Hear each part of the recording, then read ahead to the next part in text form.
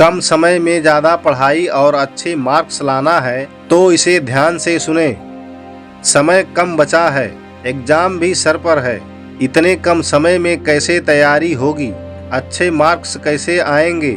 जैसे जैसे समय गुजरता जा रहा है, टेंशन बढ़ती जा रही है। कहीं आपके मन में भी तो ये सारी बातें नहीं आ रही, कहीं आपको भी तो यह नहीं लगने लगा है कि अब बहुत देर हो चुकी है। देर नहीं हुई है दोस्त, हाँ एक गलती जरूर हुई है कि तुमने अपना समय पहले सही से इस्तेमाल नहीं किया। लेकिन अभी भी इस गलती को सुधारा जा सकता है, क्योंकि दुनिया में हर चीज दोबारा होती है। एक बार हमारे दिमाग में और दूसरी बार हकीकत में। तो सबसे पहले यह बात अपने दिमाग से निकाल दो कि अब कुछ नहीं हो सकता, अब बहुत देर हो चुकी है। जितना भी समय बचा है उसको यह सोचने में तो बिल्कुल मत गंवाओ कि काश मैंने पहले पढ़ लिया होता। जो हो गया वो हो गया, उसे भूल जाओ और खुद से वादा करो कि आगे फिर कभी यह गलती मत दोहराना। बंद कर दो रोना और बंद कर दो पछताना। अब जितना भी समय बचा है उसका दिल से नहीं बल्कि दिमाग से इस्तेमाल करो। सब कुछ पढ़ने की बजाय केवल इम्पोर्टेंट टॉपिक पहले पढ़ो।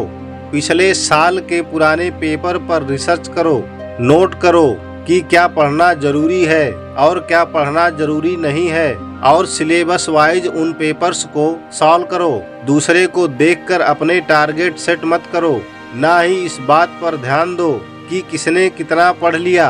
आपको बस एक बात क्लियर होनी चाहिए कि आपको कितना पढ़ना था और आपने कितना पढ़ लिया।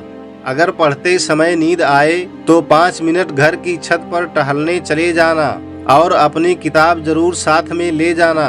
मैं 100% गारंटी से कहता हूँ कि नींद भाग जाएगी।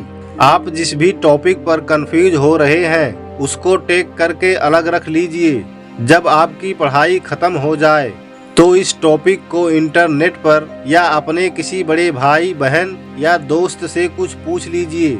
लेकिन उस टॉपिक के बारे में सोच कर अपना टाइम बिल्कुल भी खराब ना करें। एग्जाम हॉल में जाने से पहले अपने किसी भी दोस्त से किसी भी टॉपिक को लेकर डिस्कस ना करें, ना ही खुद को जज करें, क्योंकि यहाँ आपका कॉन्फिडेंस लेवल गिर सकता है या आप कंफ्यूज हो सकते हैं। जैसे मोबाइल पर गेम खेलते समय जब तक गेम कंप्लीट नहीं हो जाता, सारा ध्यान, सारी इच्छा शक्ति और सारा फोकस उसी के ऊपर रहता है, वैसे ही ध्यान और वैसे ही फोकस अब पढ़ाई में लगाना है। चाहे नींद आए या तूफान आ जाए, नजरें किताब से हटनी नहीं चाहिए। लाखों में एक बंदा आईएएस बनता है, हजारों में एक बंदा अच्छी बॉडी बना पाता है, क्योंकि ये लोग दर्द सहते हैं, तकलीफ सहते हैं। इनका फोकस अपने लक्ष्य से नहीं हटता, इनका ध्यान आने वाले रिजल्ट पर रहता है, और तुम्हारा ध्यान भी आने वाले रिजल्ट पर ही होना चाहिए।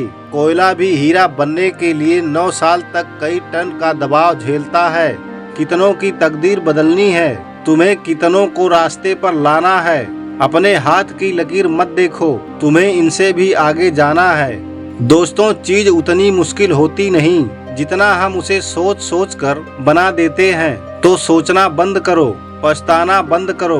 किसने कहा है कि दुनिया में करिश्मे नहीं होते?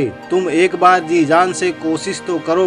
दोस्तों, सिलेबस वाइज पुराने पेपर से इम्पोर्टेंट टॉपिक को सिस्टमेटिक तरीके से सेलेक्ट करना बहुत जरूरी है, ताकि आपको पता हो कि क्या और कितना पढ़ना है। तो दोस्तों, माना कि समय कम बचा है, लेकिन अब भी अपने एक एक सेकंड का बिल्कुल सही इस्तेमाल कीजिए और परीक्षा में ऐसा रिजल्ट ला कर दिखाइए कि सारी दुनिया देखती रह जाए। मैं मिलूंगा आपसे अगले वीडियो में, जो आपके जीवन में सकारात्मक ऊर्जा को भर दे और आपको दिखाए एक सही दिशा। तब तक के लिए अपना ख्याल रखिए। सुनते रहिए एपी वॉइस मोटिवेशन और हमेशा मुस्कुराते रहिए।